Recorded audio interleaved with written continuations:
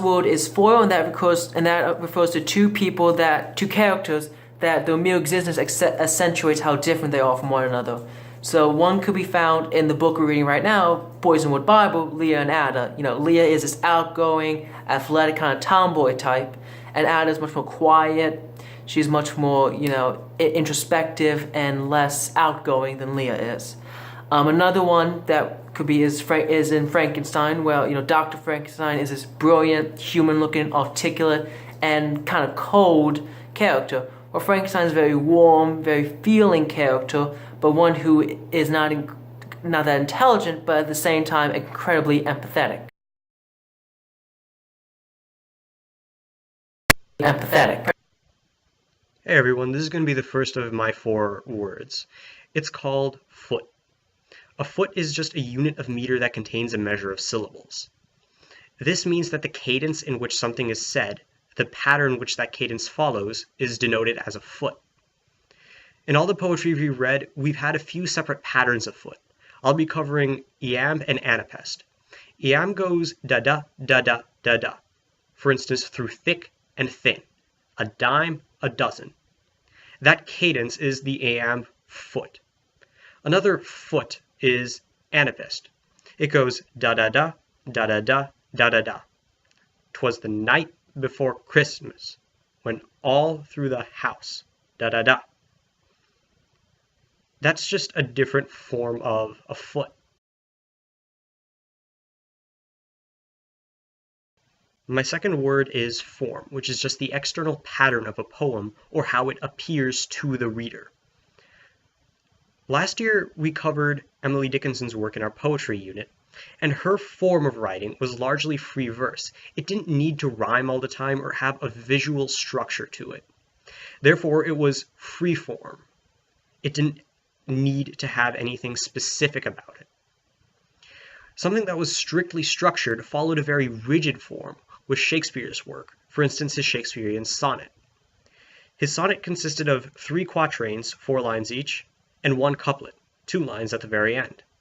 The quatrain rhyme scheme was every other line rhyming, while the couplet lines rhymed directly with each other. This was very rigidly adhered to. It was a distinct form of a poem.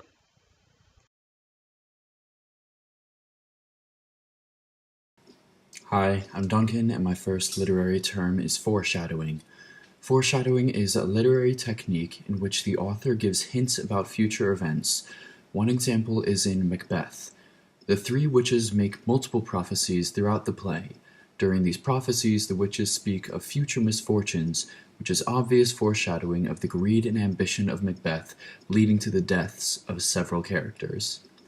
Foreshadowing is also present in much of the Poisonwood Bible. Some of these instances are when Orleana spoke of leaving one of her children in the red dirt of the Congo, and when Nelson gave the Nikisi to Ruth May in case she encountered a life-or-death situation. Both of these examples foreshadow the death of a child, or, more specifically, Ruth May.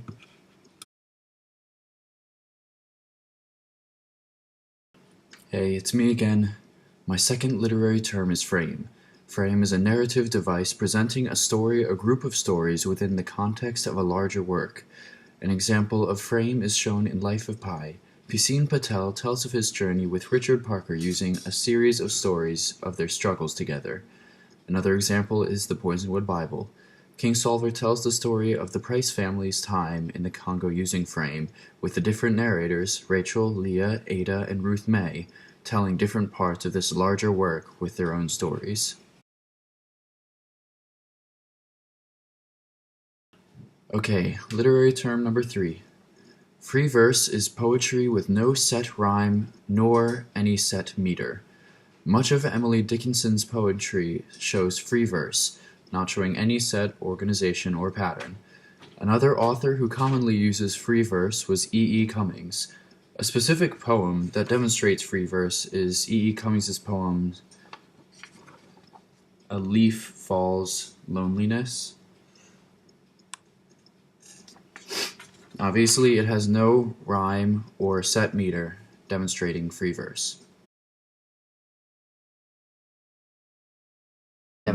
My My third word is genre, or the form or type of literary work, or just the general category into which a piece of literature fits.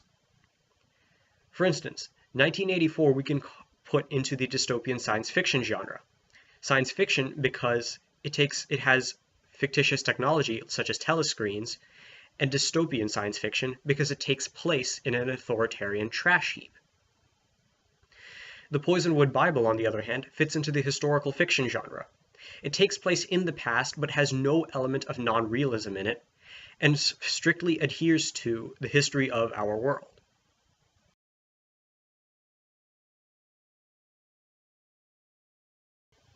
My fourth word is gerund, which is the ing form of a verb used as a noun.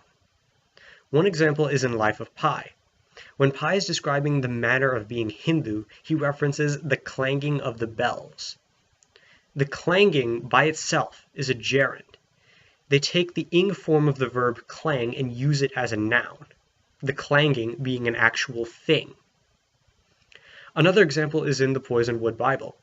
When Leah is fantasizing about spending money she wished she had on page 449, she says, enjoying spending it at tomorrow's market.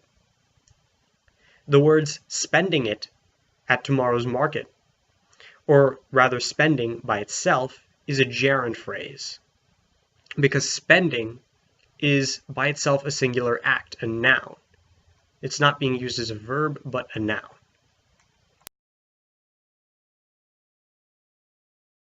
Is Gothic, which refers to a type of literature that is defined by mysterious, sometimes violent, and dark literature.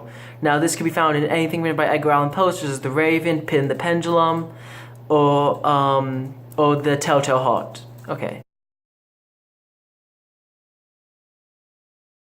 Next word is grotesque, and this refers to something so incredibly ugly that it actually almost drives you insane. This can be seen in animal form, especially in the last few pages where the pigs become humans and become everything they originally fought against.